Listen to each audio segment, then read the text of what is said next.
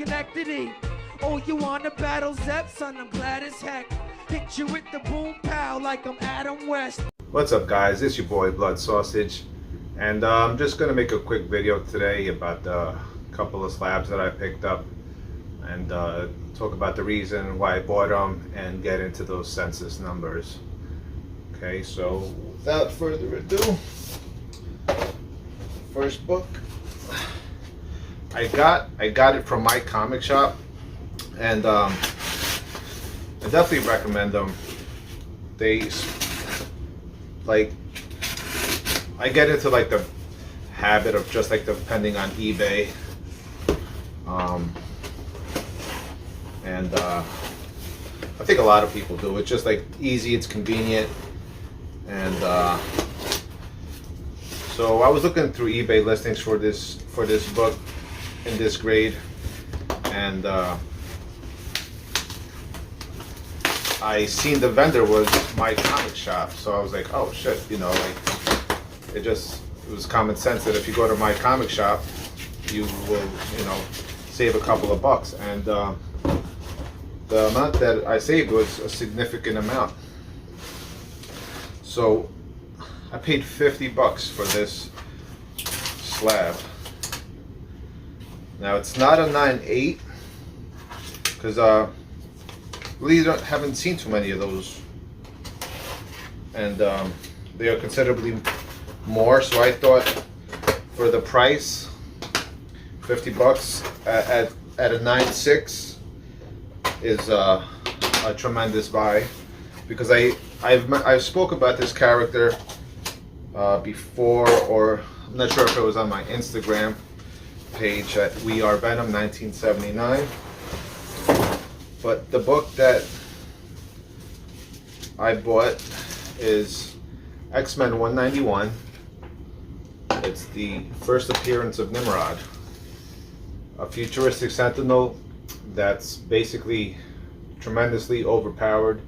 He might be too powerful, but I think for purposes of a movie that he would be the right type of character for like an Endgame type of movie.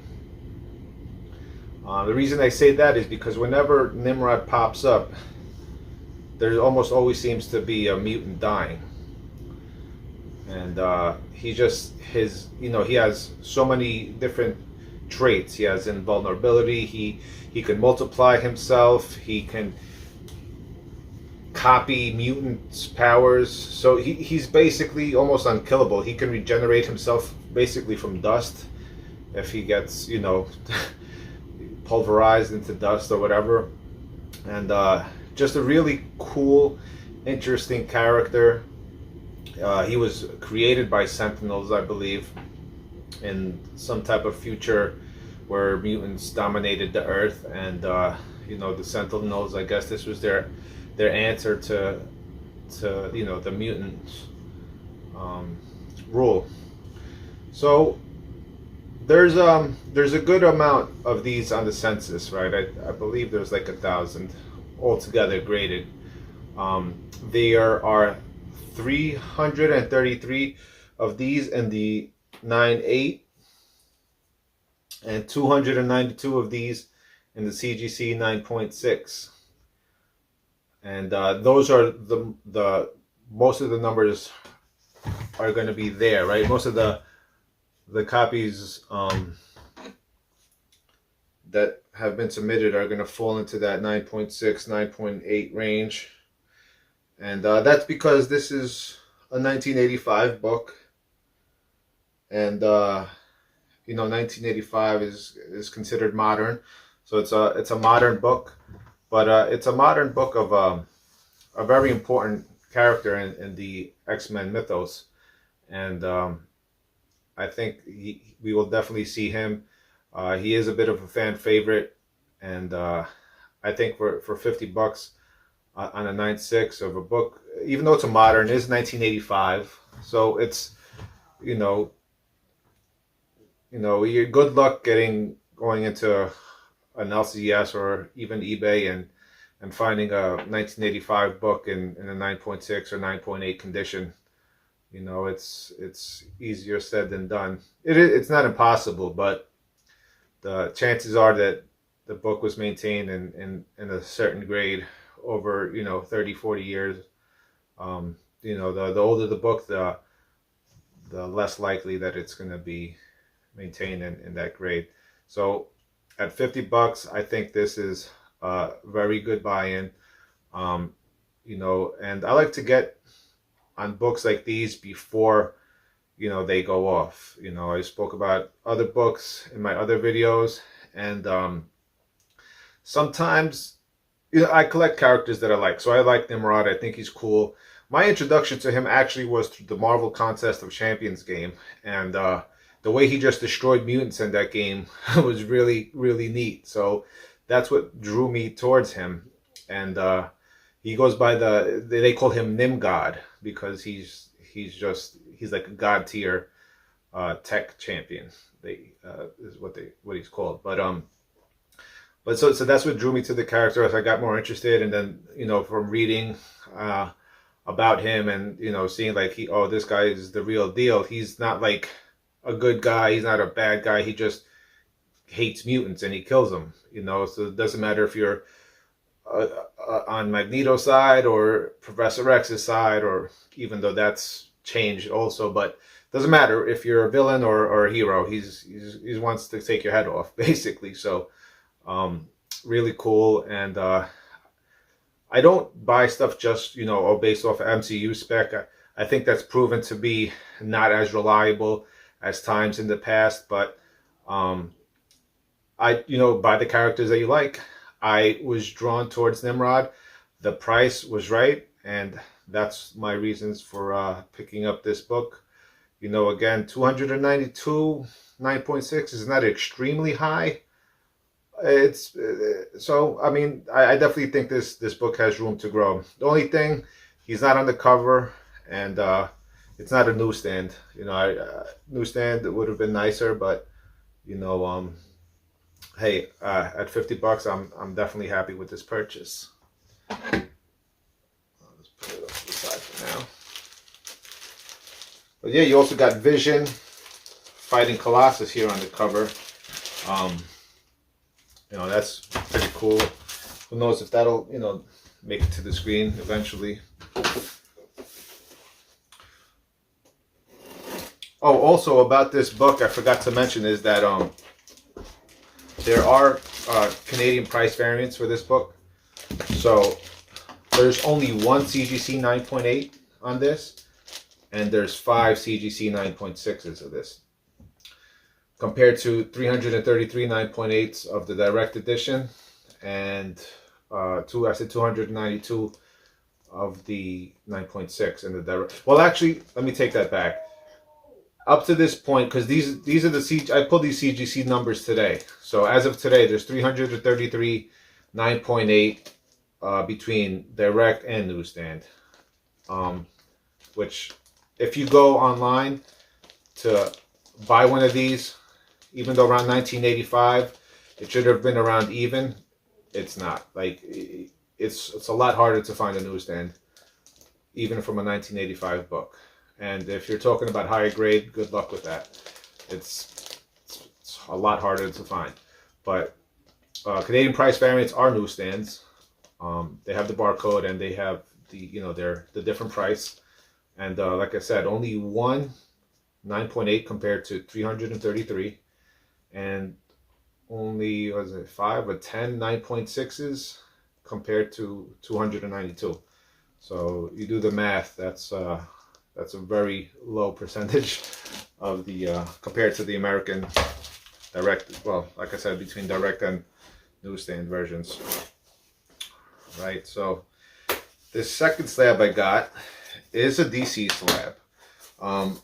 You know, yes, Marvel has been king when it comes to like speculation, you know, based off shows and movies and things like that. But I've never slept on DC. I've always respected DC as much as Marvel, and I knew it was a matter of time before DC catches up. And could even possibly surpass Marvel. Why not? They have the characters to do so. You know, I thought the Batman movie with Pattinson was great, so much so that I sent 2 books into the Robert Pattinson signing, which I still have not gotten back yet. Although CGC told me that Robert Pattinson was there like 2 weeks ago to do the signing, and I don't really think that many people sent books into the signing, because like I still feel like I'm in the minority of liking that Batman, that version of Batman, and also the buy-in for the signatures was pretty high, you know. I think it was like 3 and change for the signature, but the reason why I did that is, number one, it's my son's favorite movie out of like every movie ever. It used to be Rambo, Last Blood, but Batman overtook it, and I enjoyed it very much as well. It was a great time because we went with my wife and both of my kids, and it was like a family affair, and it was very enjoyable, and we had lots of fun. And you know, we had our own discussions about who was the most popular superhero on the way home.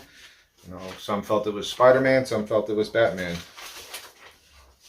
and I think they go back and forth between the two.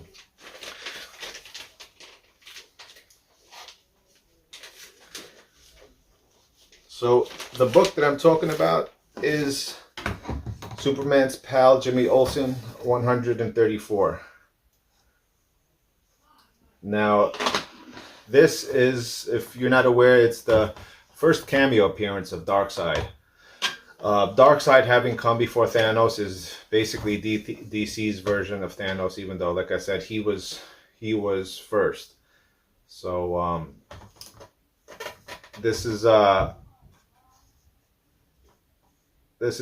great. It was the Bronze Age. It was 1970. So this is a 1970 key. It's a little older. 15-cent price, cover price, and there are only 10 of these in the 9.8 and 30 in the 9.6. There's 171 of these in the 6.5, with most of the grades falling between the 5.5 and the 8.5 range. So Forever People #1 is his first full. I think what kind of hurts, well, not kind of, what I know hurts the value of both of these books somewhat is that Darkseid is not on the cover of either.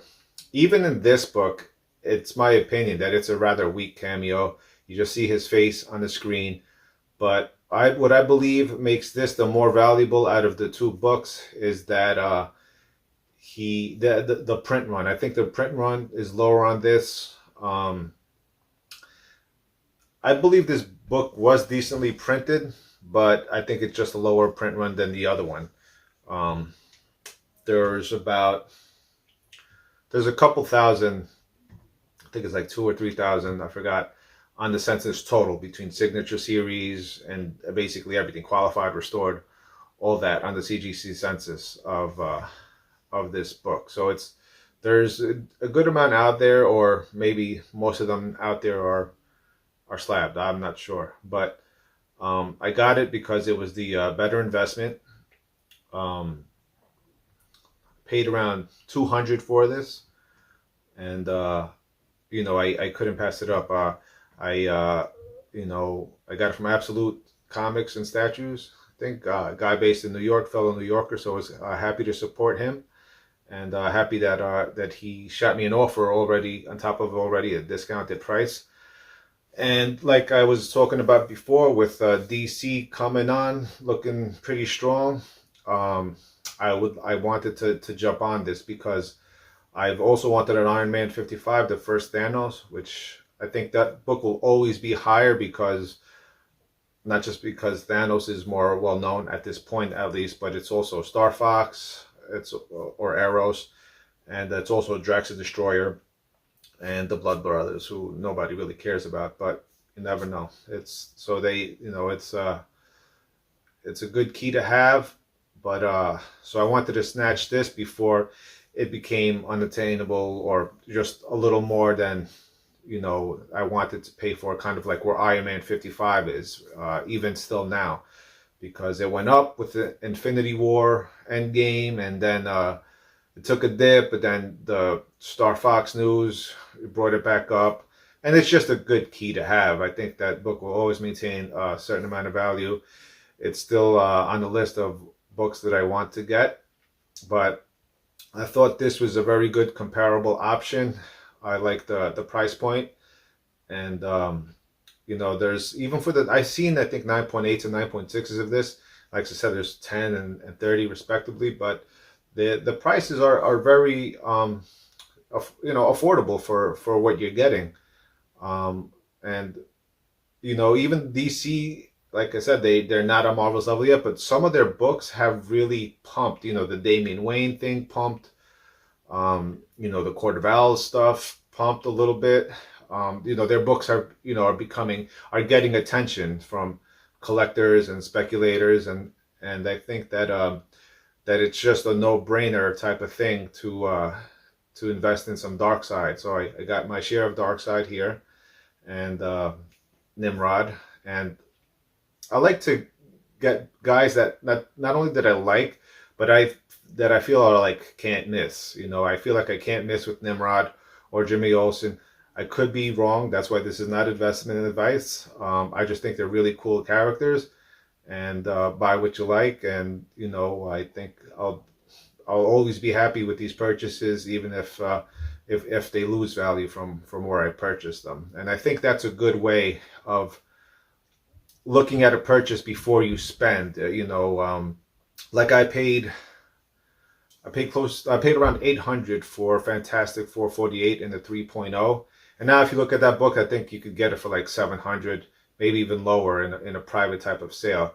But I'm not mad that that it's down. Like, I'm happy to have that book in my collection. I know it'll go up eventually, especially if there's any type of news, because Galactus and Silver Surfer is they're such beloved characters in the Marvel universe that you know, I think that's a can't miss book. You know, so that's why, even though it's on a low, on a dip, the tension are on other books.